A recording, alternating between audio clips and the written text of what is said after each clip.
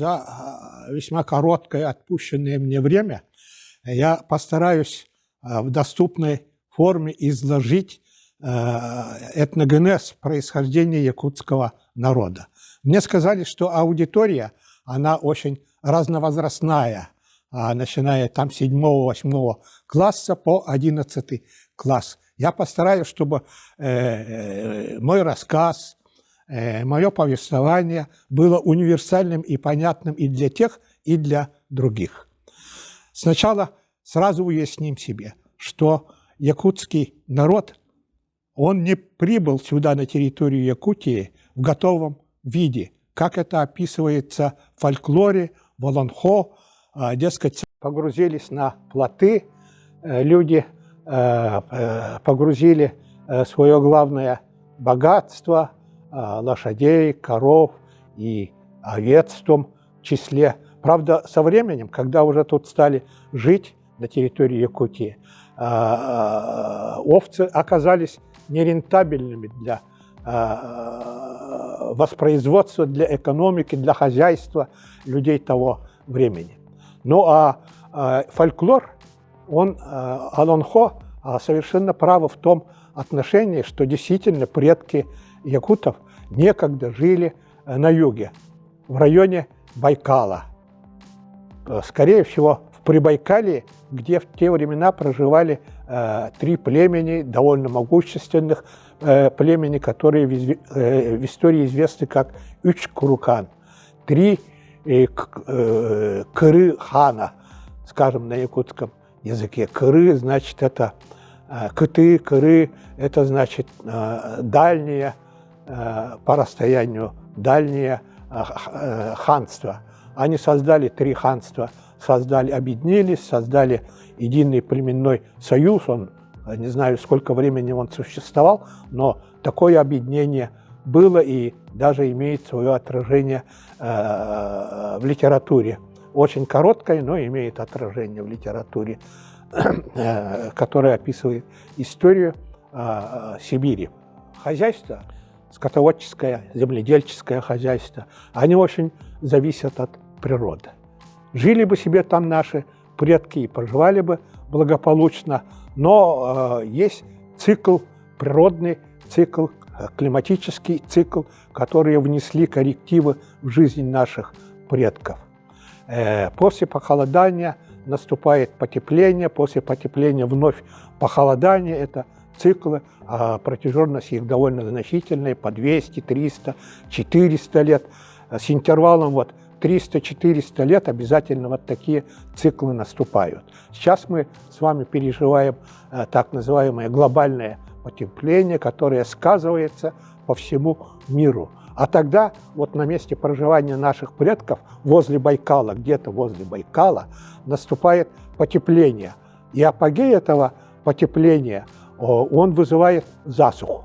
В результате засухи, луговые пастбища, они сокращаются. Трава высыхает, она уже для корма мало годится. Кормовая база для скота уменьшается. В свою очередь это вызывает у людей голодовки.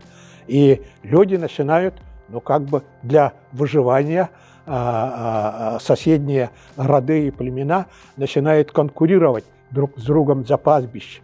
Более того, начинается угон, воровство скота. А на этой почве уже возникает вражда и кровавые, скажем, военные стычки друг с другом. Жить становится возле Байкала беспокойно. Еще до наступления засухи наши предки, давние предки, знали, что где-то на севере есть достаточно плодородные для скота долины, где проживает очень мало коренных народов, и где скот может размножаться, плодиться, и люди могут жить благополучно.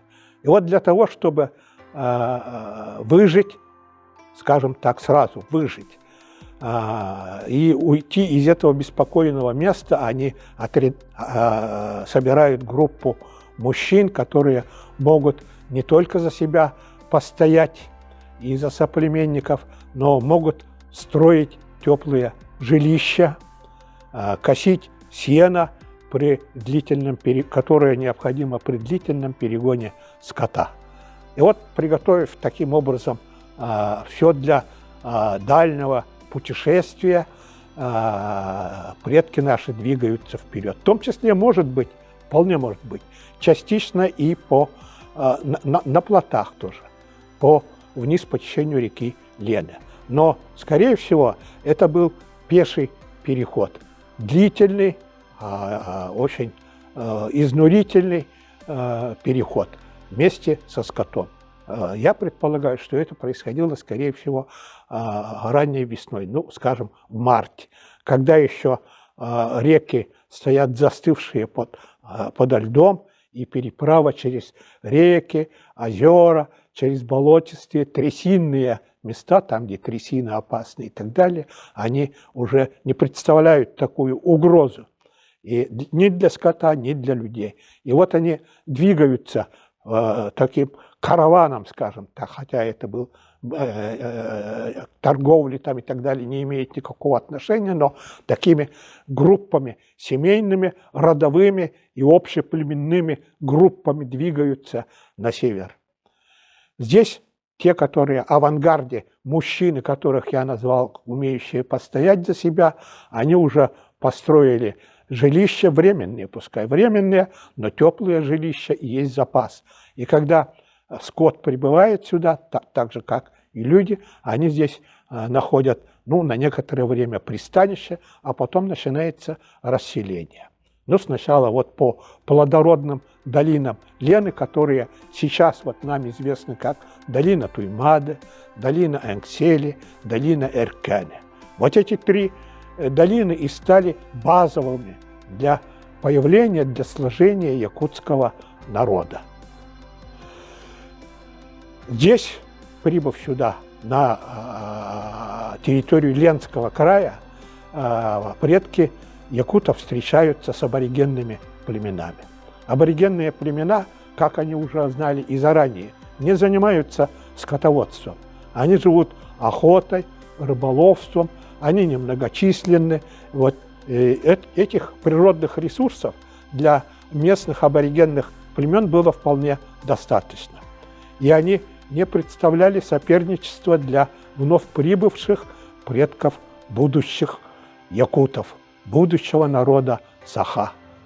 Они не представляли соперничества, не были конкурентны и стали уживаться. Конечно, не все было пасторально, не все было лубочной картинкой. Были какие-то конфликты, но это, так сказать, какие-то скоротечные и так далее, вызванные по большей частью тем, что все-таки якуты ведь не только скотоводством занимались, они занимались и охотой, и рыболовством, так что речь шла насчет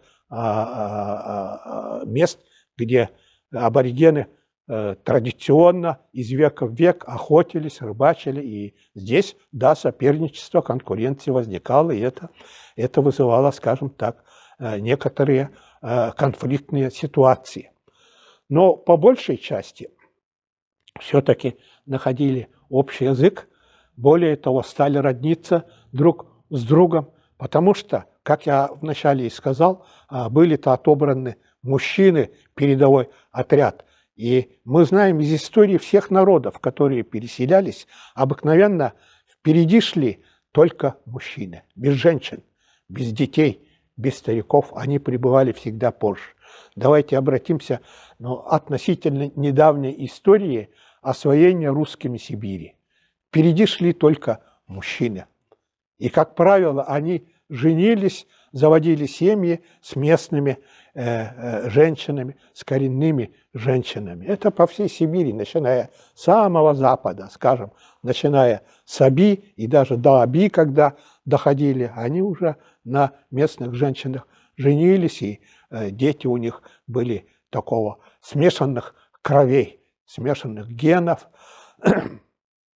Дети вот самого запада, и на юге Сибири точно так же было. Естественно, и у древних якутов все шло тоже по этой же схеме, не потому что это откуда-то кем-то было велено, указом сказано и так далее. Это просто была природная и жизненная необходимость. Она диктовала единый сценарий для всех народов, переселяющихся.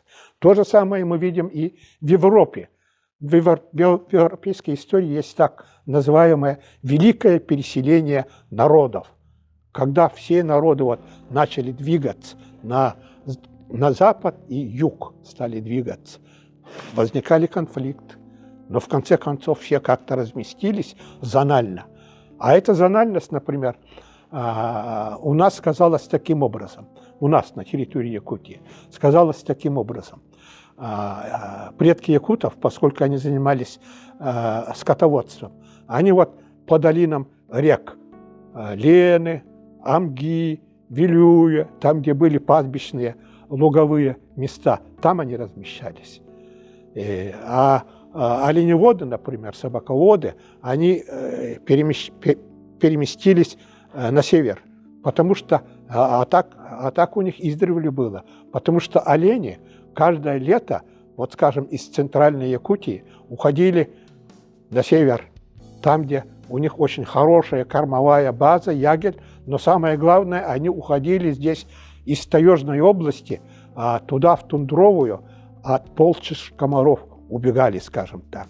Там ближе к океану ледовитому, во-первых, прохладно, во-вторых, комаров меньше, и ветер сдувает, и в таких условиях, да еще с хорошей кормовой базой, олени набирают силу, вес, жир, запас, жизненный запас набирают. И это тоже было инстинктами продиктовано, не кто-то их туда гонял. А вслед за ними каждое лето перекочевывали и местные жители, аборигены.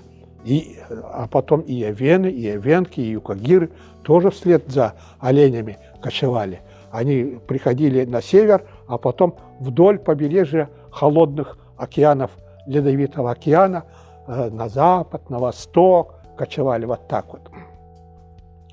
Не только вдоль Лены они шли на север, а там уже как бы перпендикулярно по побережью Ледовитого океана распространялись. И там и люди отдыхали от комаров, и опасностей было поменьше, чем в таежной зоне, где волки и так далее в изобилии водились. Ну а осенью и олени, и люди возвращались назад в центральную Якутию и тут проживали. Но тут появился еще новый фактор в виде людей – это предки якутов. И вот по этому маршруту не сразу стали передвигаться и размещаться оленеводческие народы на севере, собаководы тоже на севере, потому что собак кормили рыбой. А рыба, как мы знаем, она заходит и сейчас продолжает заходить с моря. И более всего рыбы бывает в устье реки. Ну, скажем, в устье Лены, там в устье, скажем, Оленёка, Индигирки, Колымы и так далее. Вот по таким местам собаководы, вот те же юкагиры, которые разводили собак для упряжки, они размещаются вот по устьям вот этих богатых на рыбу рек. И зонально такое распределение зональное происходит. Зональное это распределение было продиктовано именно хозяйством, говоря современным языком, экономикой народов того времени. Вот они таким образом расселились и живут давным-давно, и дай Бог еще столько же жить, и 1000 раз столько же народов Якутии друг с другом в мирном сотрудничестве, общении и помощи друг другу. Ну а, скажем так, а когда же это событие произошло? Когда же наступила вот эта засуха, и когда предки якутов приняли решение с Прибайкалья перекочевать на Лену? Вот по данным археологии и по данным языка, филологии, языковеды считают, археологи, языковеды, этнографы считают, что это произошло где-то около 1000 лет назад. Ну, чуть больше, чуть меньше 1000 лет назад.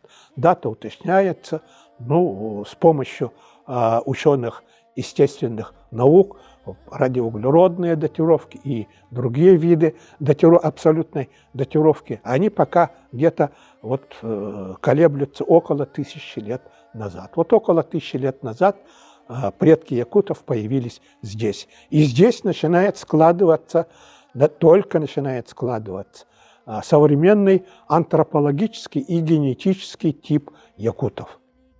Сюда не якуты прибыли.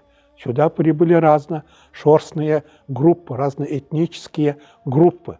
Вот они здесь сами друг с другом перемешиваются, а еще и аборигенов в себя вбирают. И вот когда они вобрали в себя всех, и все это получило закрепление в годах и веках, вот тогда появляется современный якутский народ в антропологическом, генетическом, физическом типе и в культурном типе, объединяя в себя не только кровь, не только гены, но и культуру, историю, язык тех людей, которые жили здесь до них.